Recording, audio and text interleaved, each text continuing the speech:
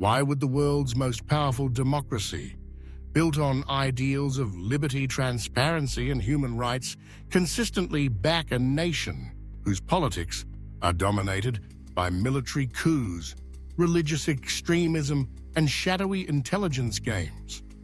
Why did the US pour billions of dollars into Pakistan, even as American soldiers were being killed by insurgents allegedly trained with Pakistani help? Is this hypocrisy or strategy? From the Cold War to the War on Terror, America's relationship with Pakistan has baffled both citizens and analysts alike. But behind every handshake and weapons deal lies a chilling truth. US foreign policy isn't driven by morality. It's driven by survival.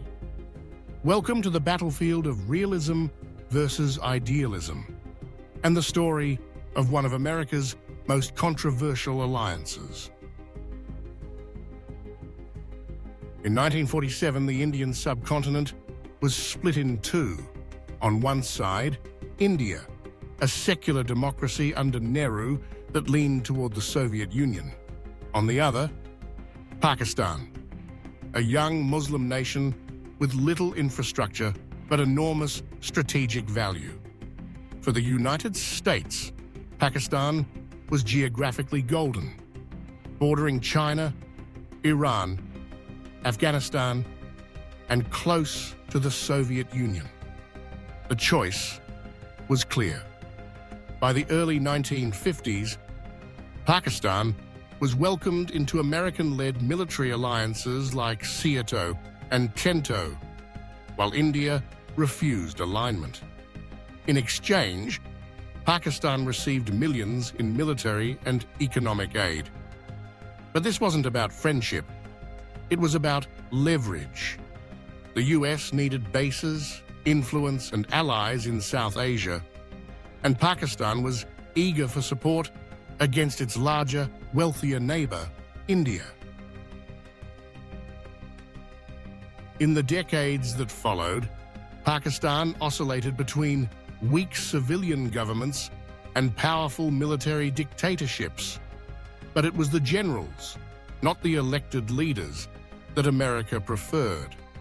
Ayub Khan in the 1960s and Zia-ul-Haq in the 1980s, both military rulers who curtailed democracy at home, received warm receptions in Washington and generous American aid packages.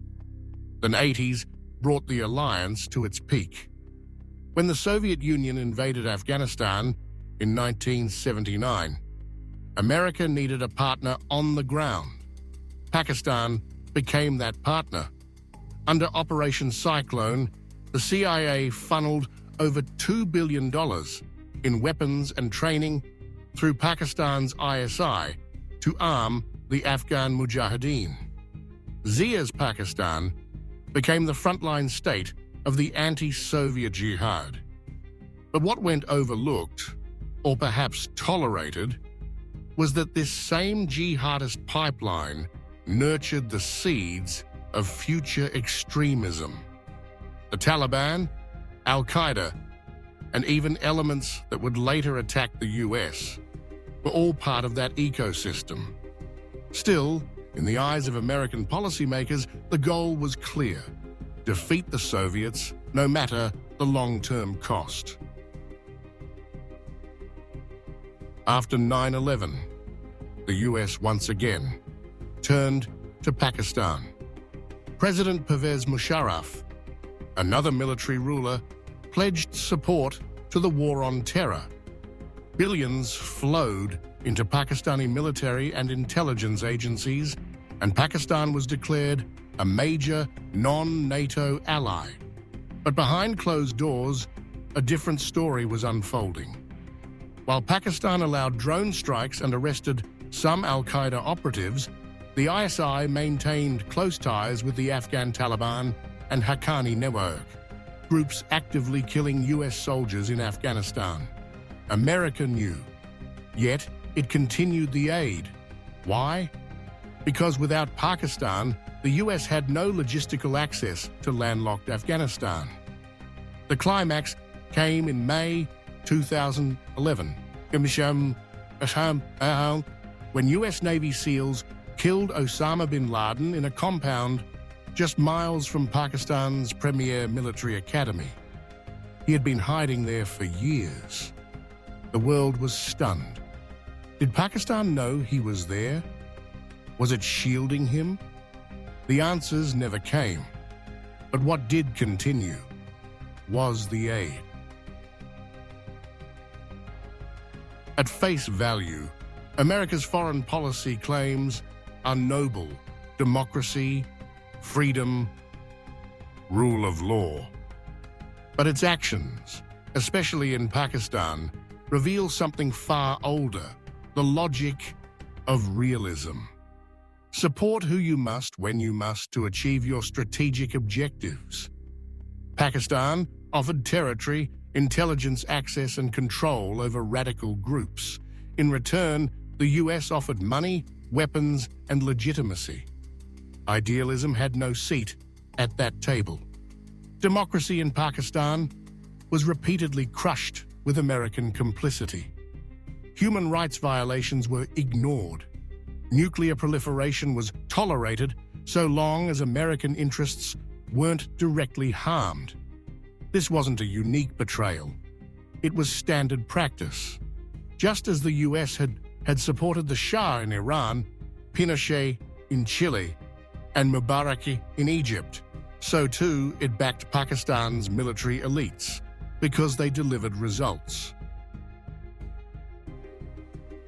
But alliances built on convenience don't last forever. As the US draws closer to India, a democratic and economic powerhouse, Pakistan finds itself leaning more on China. The China-Pakistan Economic Corridor, military deals with Beijing, and diplomatic snubs from Washington all point to a shifting world order. US aid to Pakistan has drastically declined. Trust is at an all-time low. And yet, in times of crisis, be it Afghanistan's collapse or rising tensions in the Middle East, America still turns to Pakistan because some dependencies don't disappear overnight. America's decades-long support for Pakistan wasn't about shared values. It was about shared needs.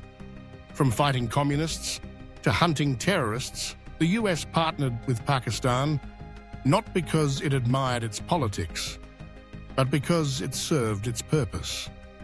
Realism may be cold, but it explains what idealism cannot. And in the end, foreign policy isn't judged by speeches, it's judged by survival. The US-Pakistan alliance is not a story of friendship. It's a story of calculation. And perhaps that's the most honest truth of all.